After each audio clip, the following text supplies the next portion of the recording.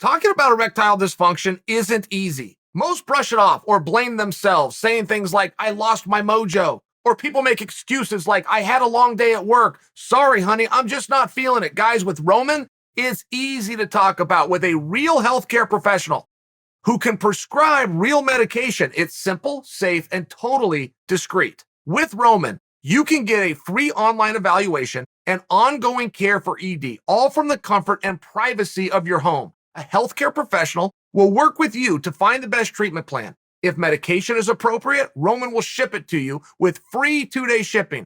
The whole process is straightforward, simple, and discreet. Getting started is easy. Just go to GetRoman.com/Chael and complete an online visit. Go to GetRoman.com/Chael today. If approved, you'll get $15 off your first order of ED treatment.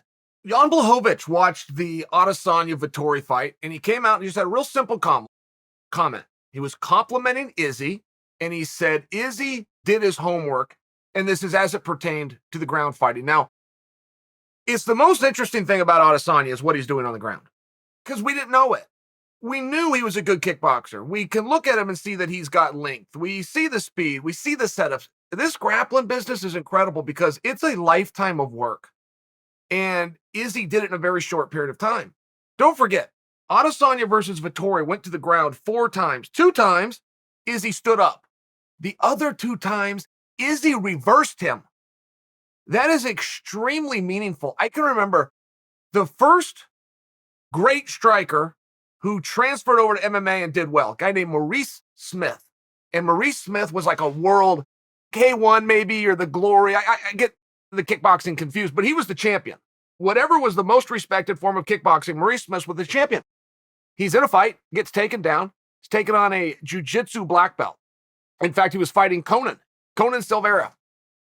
Maurice reversed him on the ground. He didn't just get out off the bottom. He reversed the position. He came out on top.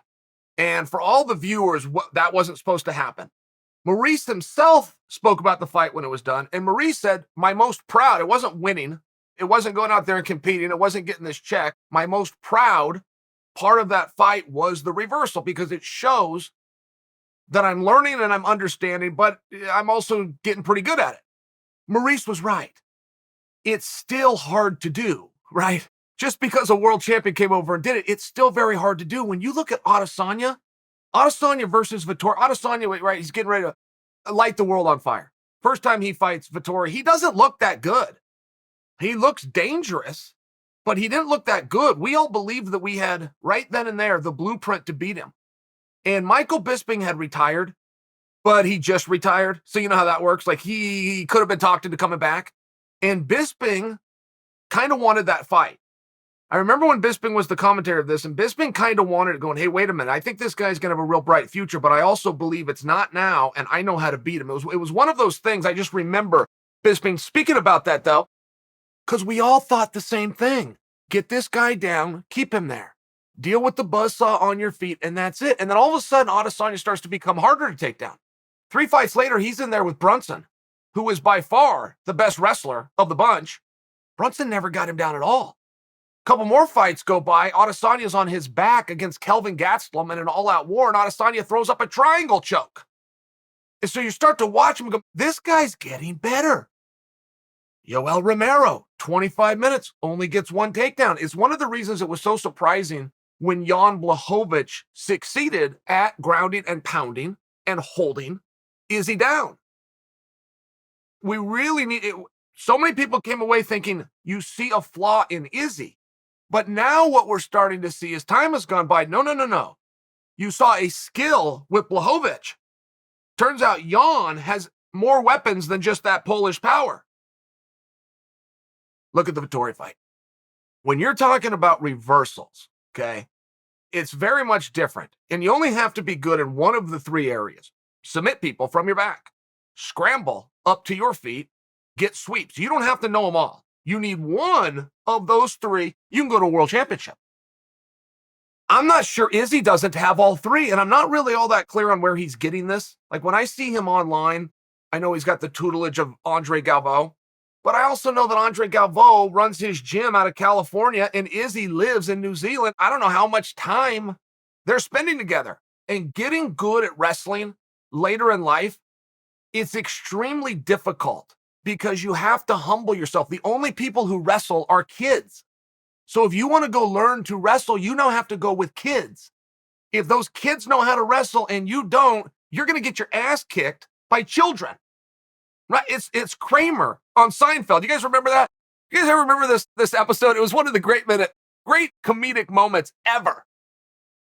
Kramer was the top student. Kramer was top of the dojo. Kramer could beat everybody. And this is what he comes back and tells Jerry and Elaine and George. And they're like, wow, you've never even done this before. And he's like, yeah, walked in day one. I can beat everybody.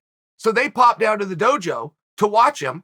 And Kramer's cleaning house over 9-year-olds, right? He left that part out that he's in there. It's chill. He's got fourth graders. Right? It was just this. It was a very funny moment. But that's what you have to do. And you're not going to be Kramer. Those children, if you don't know how to they're going to put a beating on you. It's one of the reasons you get some of these top fighters over time, but they had a little bit of a deficit in wrestling and they never could bridge it. The reason they couldn't bridge it is they just couldn't humble themselves to go in there and work out with the people who happen to work out in wrestling, who happen to be young. So you come in, you're the tough guy. They all want to see you. They all want your photograph. It's all these different things. Different sport. So it's very hard to learn it later in life, which is why when I watch Adesanya, something very special is happening here. And I would love to talk to him about this privately. I've got a couple of questions I would like to ask him. I'm very into training philosophies of the great ones. George St. Pierre has shared some of his philosophies with me. And it's different. It's not just going and work hard. Like George has philosophies, but I would like to talk to Adesanya. And here's what I'd want to ask him. When you're doing your grappling, what does that mean to you? Because I know what it means to me. It starts with wrestling, and then it comes into submissions, jiu-jitsu type stuff. But in that order specifically, position first, then submission. I'm not sure that I'm right on that, and I'm not sure that's what Adesanya is doing. I would like to know. Where are you learning and working the most on your grappling? Is it on the mat? Is it in the guard? Is it on top? Or is it on your feet and you're stopping and preventing getting that situation in the first place? Because what he's doing and the learning curve and the expediency that he has grown in front of our eyes, it's very remarkable. I coach wrestling. Been in wrestling. I know it takes a while. It takes a very long time to just master a couple of small things. He did it pretty quick. And by the way, not at the expense of his stand-up skills. That's another mistake we'll see. Right? If you start focusing on your weaknesses and you don't sharpen your strengths, you bring your strengths down, right? It's a real losing battle sometimes. And I'll hear people say that.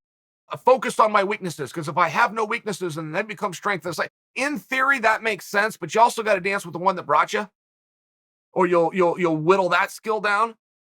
I'd be very curious how much time and what does a grappling session look like for Adesanya?